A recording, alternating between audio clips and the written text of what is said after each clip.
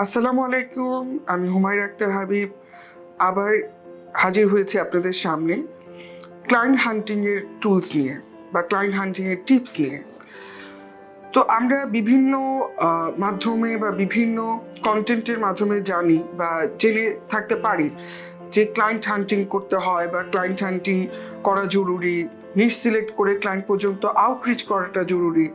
But আসলে সবাই বা সব জায়গা থেকে কিন্তু আমরা কিভাবে পদ্ধতিটা ইউজ করতে হবে, কোন পদ্ধতিতে আমরা ক্লায়েন্ট হান্টিং করতে পারি, সেই বিষয়ে কিন্তু আসলে একটু ধোঁয়াশাই থেকে যায়।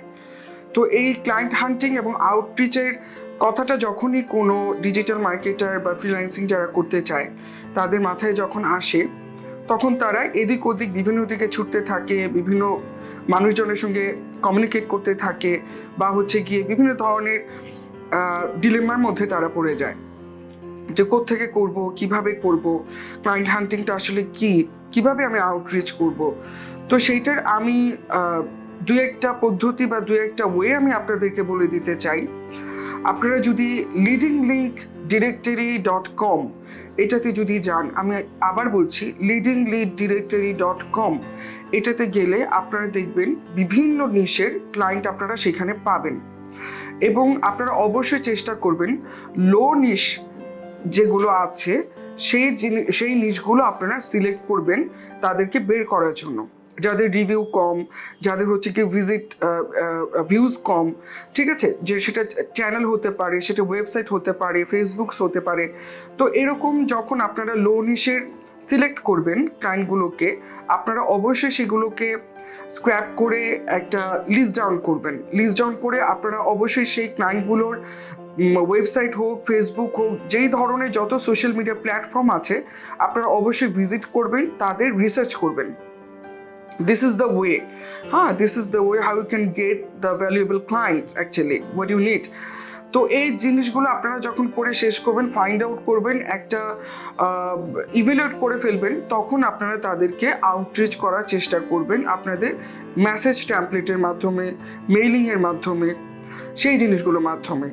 আরেকটা জায়গার কথা বলে দিব বা আরেকটা ওয়েবসাইটের কথা বলে দিব, আমরা সবাই সেই নামটা জানি, অ্যামাজন থেকেও আপনারা অনেক অনেক ক্লায়েন্ট পেতে পারেন।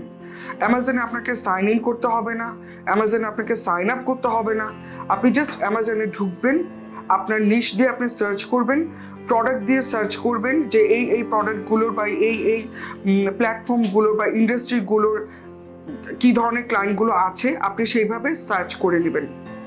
আমি কিছু ইন্ডাস্ট্রির নামও বলতে চাই, যেমন কি ইভেন্ট কোম্পানিগুলো, তারপর কি প্যাট ফুড বা অ্যানিমেল প্রোডাক্টস, তারপরে গিয়ে আপনার জুয়েলারিজ, কসমেটিক্স, এগুলোর চাহিদা অ্যামাজনে অনেক, এবং অনেক সেলার ওখানে আসেন বা অনেক ইন্ডাস্ট্রির বাইরা ওখানে আসেন, যেখান থেকে আপনি লেফট সাইডের মেনু থেকে আপনি ওখান থেকে বের করতে পারবেন যে যাদের লো রিভিউজ এবং যাদের রিভিউজ খুবই কম, সেলিং হচ্ছে না।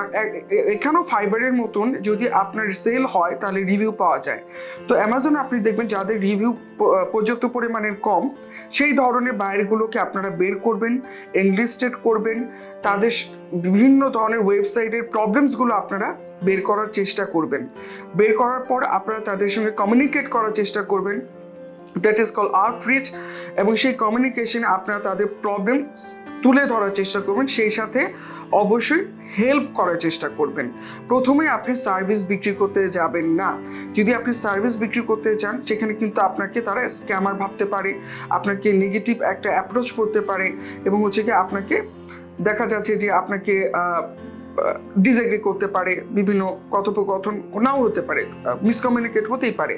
তো সেই ক্ষেত্রে আমি বলবো, যখন আপনি ক্লায়েন্টের প্রবলেমস দিবেন, সাথে সাথে আপনি তাকে সলিউশন দেওয়ার চেষ্টা করবেন। এতে যখন আপনি তার বিশ্বাসটাকে গ্র্যাব করতে পারবেন, আপনি তার বিশ্বাসের জায়গাটা দখল করতে পারবেন, দেখবেন যে আপনার সাথে একটা গুড নেটওয়ার্কিং হচ্ছে এবং ক্লায়েন্ট আপনাকে নিজে থেকেই হায়ার করে নিচ্ছে। তো এই পর্যন্তই ছিল। থ্যাংক ইউ সো মাচ, ভালো থাকবেন, আসসালামু আলাইকুম।